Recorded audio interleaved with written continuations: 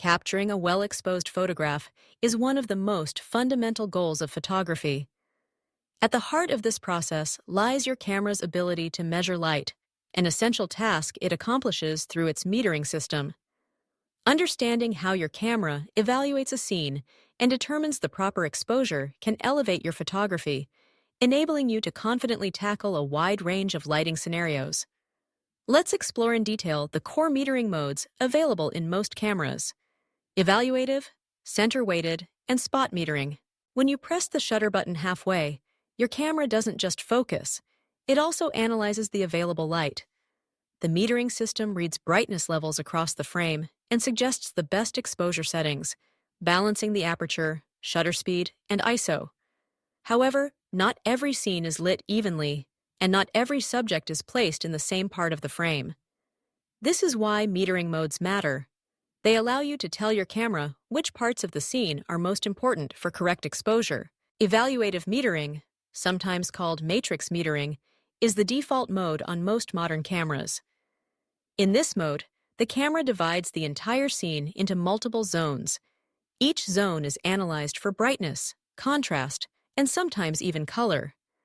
The camera's advanced algorithms then compare these readings with a database of typical scenes to determine the optimum exposure.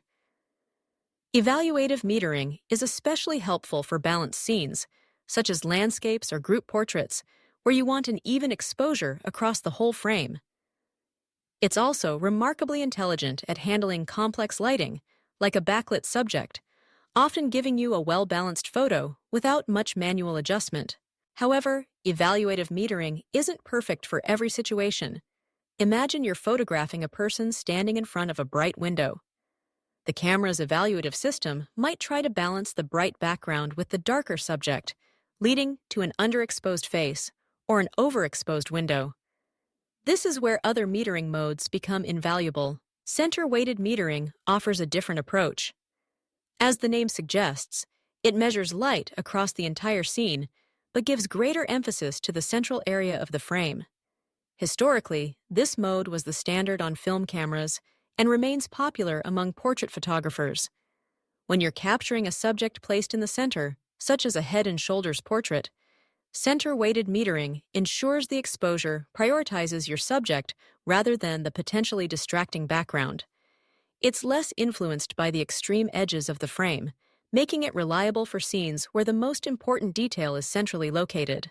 For situations demanding even more precision, spot metering is the tool of choice. Spot metering measures light from a very small area of the frame, usually just 1 to 5%, often linked to your selected focus point. This mode is perfect for high-contrast scenes, like a bird in flight against a bright sky, or a concert performer under a spotlight.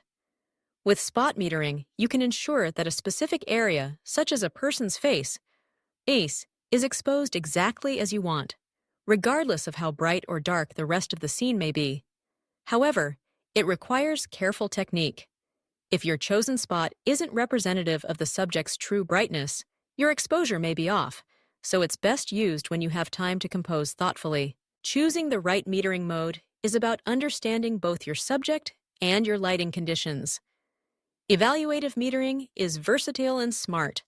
Center-weighted metering is ideal for centrally placed subjects, and spot metering gives you pinpoint accuracy for tricky lighting. By mastering these modes, you gain creative control, ensuring your camera's exposure decisions match your artistic vision. Whether you're shooting sweeping landscapes, intimate portraits, or dazzling stage performances, knowing how your camera measures light puts the power of perfect exposure in your hands.